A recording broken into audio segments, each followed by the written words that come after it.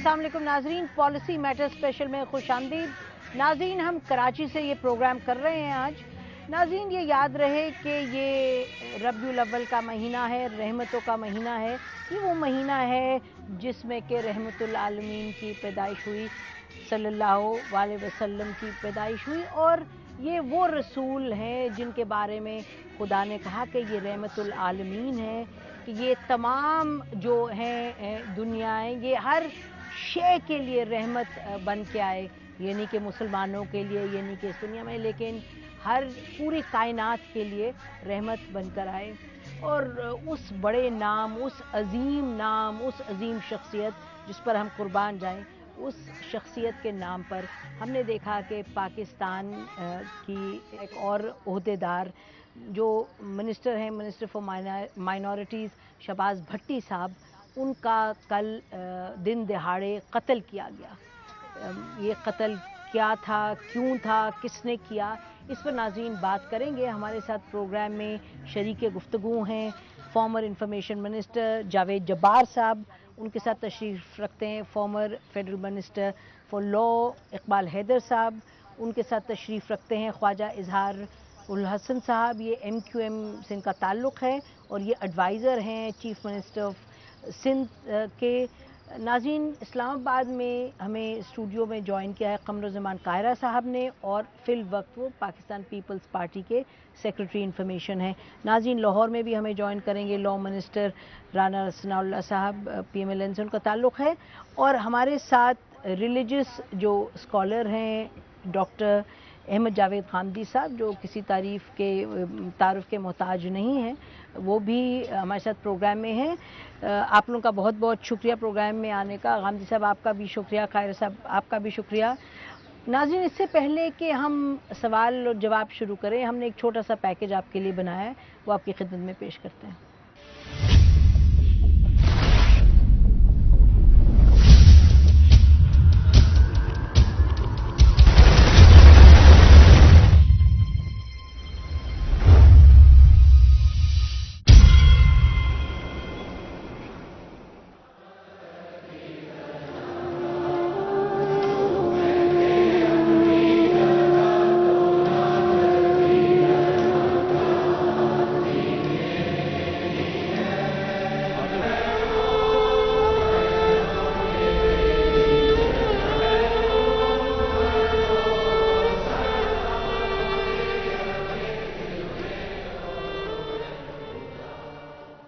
नाज़रीन, आपने ये पैकेज देखा। गुफ्तगू का आगाज़ हम गामदी साहब से करते हैं। गामदी साहब थोड़ी देर के लिए हमारे साथ हैं। गामदी साहब, ये फरमाइए कि शहबाज भट्टी साहब का जो कल कत्ल हुआ, और जिन्होंने उनको कत्ल किया वो एक पर्चा छोड़ करके चले गए कि ये गुस्ताख रसूल के हवाले से, जिन लोगों ने, सलमान तासीर साहब मरहूम का भी जिक्र उन्होंने किया, उन्होंने कहा ये उसी सिलसिले की एक कड़ी है। अब इस चीज़ को रोका कैसे जाए, क्योंकि एक तरफ हमने देखा कि हुकूमत ने यह भी कह दिया कि कानून में तब्दीली किसी सूरत हम नहीं करेंगे, और ये सब उन्होंने कोशिश की कि उनको तसल्ली दी जाए। हुकूमत ने ये पॉलिसी अपनाई, ये नहीं पॉलिसी अपनाई कि कानून पर बात करते, उन्होंने तसल्ली दी उन फोर्सेस को जिन्होंने पहले कत्ल गारत की बात की, और उस तसल्ली के नतीजे में आपने देखा कि एक और ओहदेदार मारे गए। हुकूमत की कमजोरी है। मैं ये महसूस करता हूँ कि अगर आप एक मरतबे धौंस की जुबान के सामने सरे तस्लीम खम कर देते हैं तो ऐसा नहीं होता कि वो जुबान बंद हो जाती है, वो फिर दूसरे रास्ते निकालती है और इससे उसके एतमाद में इजाफा होता है। इससे पहले जो कुछ भी हमने सुना, जो कुछ देखा और जिस तरीके से तहरीक चलाई गई, वो इस बात का ऐलान था कि इस मुल्क में इसकी कोई गुंजाइश नहीं है कि आप दीन के मामले में इल्म और इस्तदलाल के साथ भी कोई गुफ्तगू कर सकें। जब आप इसका रास्ता बंद कर देते हैं तो उसके बाद उन गिरोहों ही को तक़वियत हासिल होती है जो इस तरह के इक़दामात करने के लिए जरी हो चुके होते हैं। हुकूमत को ये चाहिए था कि वो इस मामले में एक वाज़ेह मौक़िफ़ इख्तियार करती, उन लोगों को साफ साफ ये बता देती कि इस पर एक अच्छी डिबेट हो सकती है, गुफ्तगू हो सकती है, बात हो सकती है। इसके बाद ये फैसला पार्लियामेंट को करना है کہ قانون میں کیا ترمیم کرنی ہے، کیا تبدیلی کرنی ہے۔ اچھا دیکھیے غامدی صاحب، ہم نے تو کوشش کی، دنیا ٹیلی ویژن کے پلیٹ فارم سے آپ بہت سے لوگ آئے، آپ نے اس پر بات چیت کی، لیکن حکومت کا یہ موقف تھا کہ ہم اس لیے کچھ نہیں کر پائیں گے کیونکہ لوگوں کی سیکیورٹی جو ہے، لوگوں کو تھریٹن کیا جا رہا ہے، اور ہمارا جو اولین ذمہ داری ہے لوگوں کی سیکیورٹی ہے، اس لیے یہ جو باہر جلد سے جلوس نکل رہے ہیں، یہ جو تھریٹس ہو رہی ہیں ہمارے لیے، اور بہت سی اور بھی تنظیموں نے یہ ایک پوزیشن اپنائی کہ حکومت کی ذمہ داری ہے کہ لوگوں کی سیفٹی پر فوکس کریں۔ یقیناً حکومت کی ذمہ داری ہے، لیکن اس کے ساتھ حکومت کی یہ بھی ذمہ داری ہے کہ وہ اس طرح کے گروہوں کو ایسے مقام پر نہ لے جائے کہ جہاں وہ اس اعتماد میں مبتلا ہو جائیں کہ ہم جو چاہیں گے وہ منوا لیں۔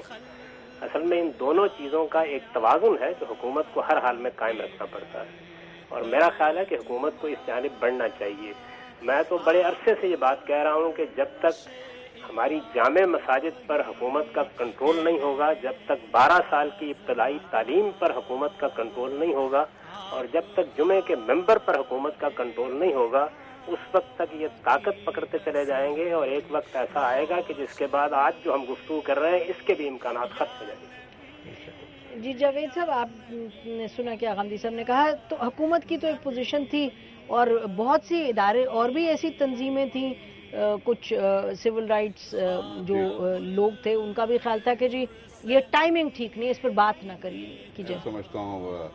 وسیم کے ایک بہت بڑی بنیادی غلطی کی پرائم منسٹر صاحب نے، بے شک ان کی نیت صحیح ہو اور یقیناً ہوگی، لیکن جس انداز میں وہ مخاطب ہوئے مذہبی جماعتوں کے رہنماؤں سے، وقتاً فوقتاً کئی اجتماع سے انہوں نے خطاب کیا اور بار بار اس پر زور دیا کہ جی آپ اطمینان رکھیں کہ ہم کوئی ترمیم کا نہیں سوچ رہے ہیں، اس سے ایک بہت غلط اشارہ گیا جس کی طرف جاوید صاحب نے اشارہ کیا کہ حکومت اتنی خوف زدہ ہے بحث و مباحثے سے، علم سے، اور کہ وہ چاہتے ہیں کہ بالکل ریٹریٹ کرتے جائیں، اور یہ تاریخی طور پر بہت مجھے افسوس ہے کہ ایک روشن خیال پاکستان پیپلز پارٹی 1970s میں بھی اس نے یہی رویہ دکھایا، 1977 میں دکھایا، اور اس وقت بھی یہ دکھا رہے ہیں۔ اور رہی تحفظ کی بات، آپ دیکھیں کہ اگر حکومت چاہتی تھی کہ نہیں جی ہم شفٹ کریں فوکس تحفظ پہ، تو سن 2000 سے لے کے 2011 تک پولیس اور عوام کے تحفظ پر جو بجٹری اضافہ ہوا ہے 21 بلین سے لے کر 137 بلین، 600% کا اضافہ، اور اگر دفاعی فورسز پر اضافہ آپ دیکھیں وہاں 400% اضافہ ہوا، 1000% اضافے کے بعد اور شدت بڑھ گئی ہے ٹارگیٹڈ کلنگز کی، سیکٹیرینزم کی، ہر قسم کی برائی کی۔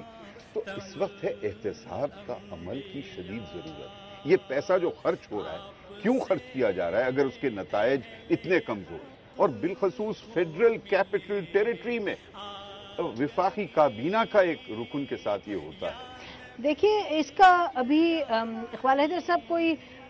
حتمی تو اس طریقے سے نتیجہ نہیں ملا کہ جیسے سلمان تاثیر صاحب کا جو قاتل ہے قادری، ان تو کھڑے ہو کے کہہ دیا جی میں نے کیا قتل، اس وجہ سے کیا، لیکن یہ جو 3 قاتل آئے ہیں یہ قتل کر کے چلے گئے، تو حتمی بات پھر میں کہوں گی ہمارے سامنے نہیں ہے، لیکن ایک جو پیٹرن بنتا چلا جا رہا ہے اس پیٹرن کو مد نظر رکھتے ہوئے حکومت کی جو اپنی ایک لاہ عمل تھی، اور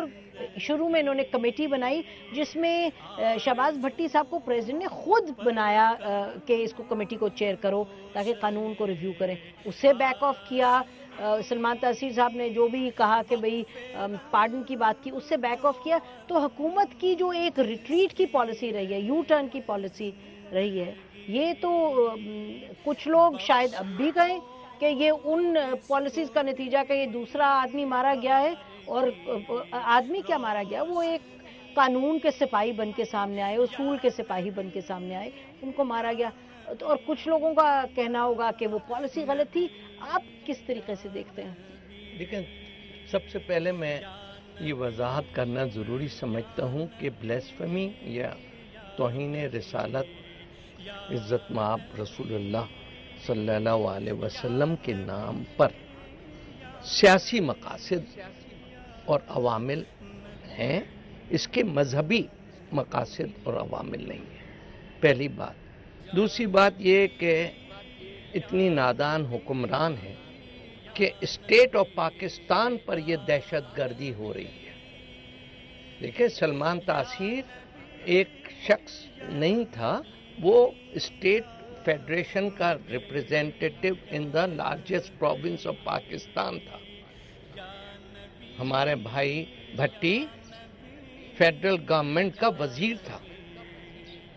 इससे और कल हंगू में हमारे पुलिस वालों को शहीद किया सुइसाइड बॉम्बर ने। आज भी फ्रंटियर पख्तूनख्वा में एक और धमाका हुआ मस्जिद आप तो इसका मैं इससे पहले भी पिछले साल हमारी अफवाज पाकिस्तान के ऊपर हमले हुए पाकिस्तान की सरहद में। तो ये जो है इसके पॉलिटिकल ऑब्जेक्टिव्स हैं, पॉलिटिकल मकासद हैं इस रियासत पर कब्जा करने के और पाकिस्तान के अवाम को दहशतगर्दी के जरिए से उनको खामोश करना और उनको सबजुगेट करना और उनको और हुकूमत को घुटने टेकने पर मजबूर करने के मकासद हैं। आज ही के अखबार में एक आर्टिकल है जिसमें लिखा है कि इन दहशतगर्दों का असर रसूख और रिट पाकिस्तान के 20,000 किलोमीटर के रकबे पर मुहित है। ये एक किसी गैर जिम्मेदार शख्स का आर्टिकल नहीं है और इससे पहले भी हमने अखबार देखिए वो तो सब चीजें बहरहाल नहीं, ये पाकिस्तान की मुमलिकत और रियासत के वजूद को चैलेंज है। वो बात आप सही कह रहे हैं, लेकिन इजहारुल हसन साहब आप ये फरमाइए कि आपकी जो पार्टी है, आपकी पार्टी हमेशा ये कहा गया रोशन ख्याल पार्टी और बड़ी पोजीशंस ली, लेकिन जब हमने देखा कि असल वक्त आया नवंबर के बाद जब एक आसिया बीबी की जो कन्विक्शन हुई उसके बाद सलमान तासीर के हवाले से ये कहा गया कि उन्होंने कह दिया कि खुदा न खास्ता ये काला कानून है ये, और उनको थ्रेट वगैरह किया गया। और एक बिल था जो शहीद रहमान का टेबल नहीं हुआ, लेकिन उस बिल पे भी डिबेट हुई। लेकिन उस वक्त और जेयूआई जब निकल गई कोलिशन से, तो सड़कों पे जब ये लोग निकले हैं बाहर और ये कहा कि गुस्ताखे रसूल के हवाले से किसी ने भी उस कानून को, ब्लास्फेमी कानून को छुआ तो ये हो जाएगा। ये आप लोगों ने ज़रूर हमसे बात की, कभी कभार बैठ के टेलीविज़न पे बात कर ली आपने पार्लियामेंट में, लेकिन स्ट्रीट पावर जो आपके पास थी आप लोगों ने एक मर्तबा नहीं इस्तेमाल की कि आप ये नहीं कि खुदा न खासा झगड़ते, लेकिन बाहर निकल के आप लोग भी अपनी एक पोजीशन करते वाजे। आपने you played it too safe. MQM के स्टैंड तमाम इश्यूज पर, कौमी इश्यूज के साथ साथ इस इशू पे भी बड़ा वाज़ेह है। मैं पहले तो एक बात इकबाल हैदर साहब की उसको आगे बढ़ाता हूँ कि ये हम सब के जहन में होना चाहिए कि ये तमाम इश्यूज ये पॉलिटिकल मोटिवेटेड है और ये इसमें दो राय नहीं है। ये तमाम के तमाम लोग अपनी सियासी दुकानदारी चमकाने के लिए कुछ इस किस्म की इंतहा पसंदी दहशतगर्दी को बिलवास्ता या बिला वास्ता पाकिस्तान की सलामती के खिलाफ इस्तेमाल कर रहे हैं। अच्छा, ये आप कह रहे हैं कि ये एक बेसिकली पॉलिटिकली मोटिवेटेड दुकान चमका रहे हैं, ये पॉइंट अच्छा है। हम आपके पास एक ब्रेक का वक्त हो गया है, आपके पास वापस आएंगे और हम आपसे ये पूछेंगे, कुछ लोग कह रहे हैं कि आपने अपनी सियासी दुकान चमकाने की खातिर आप कुछ बाहर निकल के आपने फरमाया नहीं। नाज़रीन, एक ब्रेक लेते हैं, ब्रेक के बाद इसी गुफ्तगू को जारी रखें।